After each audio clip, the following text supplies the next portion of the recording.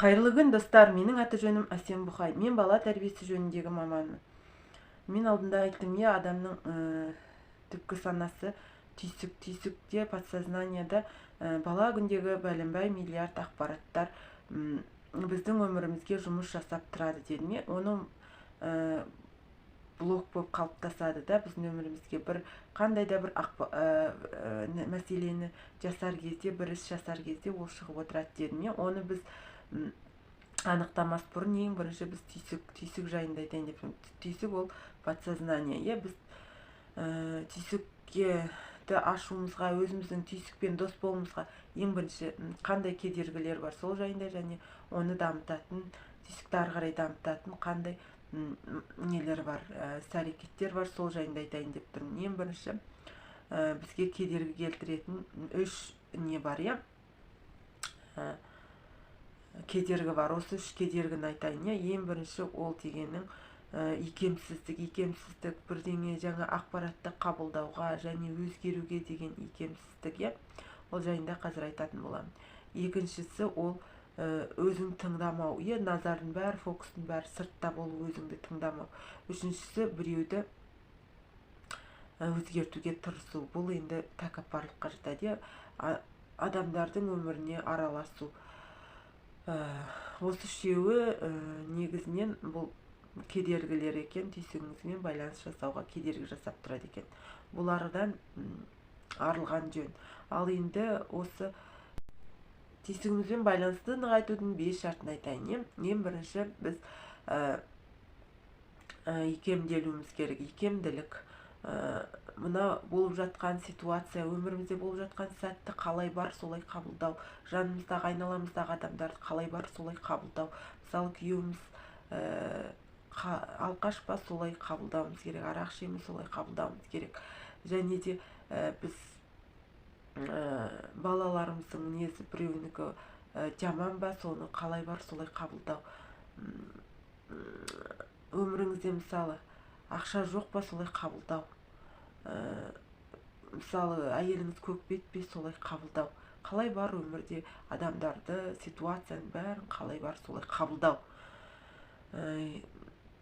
Сонда мысалы оның қалай қабылдаймыз енді, оны біз Аллаға тапсырамыз. Ең оңай жол осы. Жәнегі біз осы қабылдай бастаған кезде біз мұрнымыздан айналасындағы нәрселерді көре бастаймыз екен. Бұрын көрмеген ситуацияларды көріп, біздің көкірек көзіміз ашыла бастайды екен. Екіншісі, дайын болмау. Жаңағы сіздің түйсігіңіз ашық па, сіз оған дайын болмауыңыз. Мысалы, түйсікпен байланысқа шығуға мысалы дайын болмау. Ол ақпараттар, мысалы, сіздің бала күніңіздегі әкеңіз бен анаңыздың жаңағы төбелесінен сізге блок болып қалыптасты, соны түйсігіңіз шығарып береді, соны сіз қабылдауға дайын болуыңыз керек. Не болмаса, сіз өзіңіздің өзгеруге деген дайын болуыңыз. Мысалы, сіз бірінші дайынсыз ба, соны мән беру керек, сол кезде барып өзгересіз. Өзіңіз дайын болмай, өзгере алмайсыз. Келесі қажырлы еңбек. Қажырлы еңбек, өзіңді тәртіп. Қажырлы еңбекпен және шыдамдылықпен сіз кішкене нәрселерді жасап, үлкен жаңағы белестерді бағындырасыз. Оны міндетті түрде ол әдетке айналады. Әдетке айналғаннан кейін ол жәнегі байланысқа айналады. Мысалы, түйсікпен байланысу кішкене әдетке айландырсаңыз, ол жаңағы үлкен өзіңізді тыңдау алатын дәрежеге жетесіз. Енді мақсат болу керек, және төртіншісі мақсат болу керек. Түйсікке шығу үшін, мысалы, ойбай, анау мен ұрсысқа бедім, ананы не ойлап тұрғаным қазір мен біліп алайыншы түйсігіме шығып деген, ол жарамайды.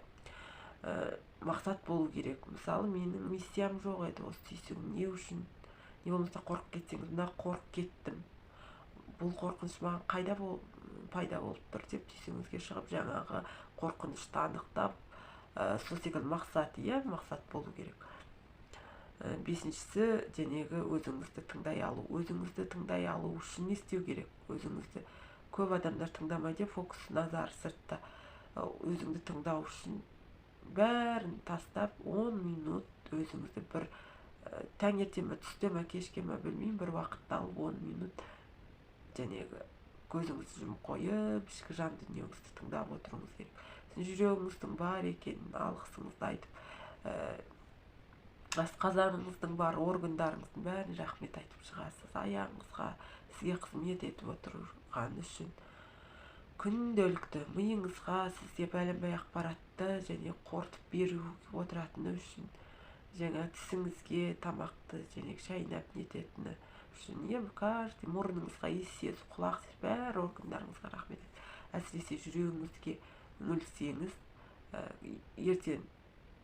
ертеңінде жәнегі 11 минут сағатты қоясыз да тура сол уақытқа 11 минут деп 1 минуттан қоса беріп отырсаңыз, жарты сағат сөйтіп 50-60 күнге жеткізетін болсаңыз, сізде керемет өзгерістер болады. Елдердің жете алмай жүрген өзгерісі.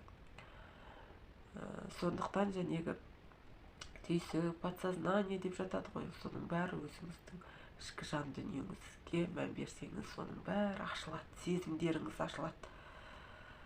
Сол көп адамдардың айтып жүретін, келесі сабақта мен сіздерге және бұдан да қызықты және түйсіктегі блоктар жайында айтатын боламын. Каналыма тіркеліп қойыңыз, біртіндеп түйсікті қалай ашамыз, одан кейін ондағы блоктар сол жайында айтатын боламын. Каналыма тіркеліп лайк басып қойыңыздар.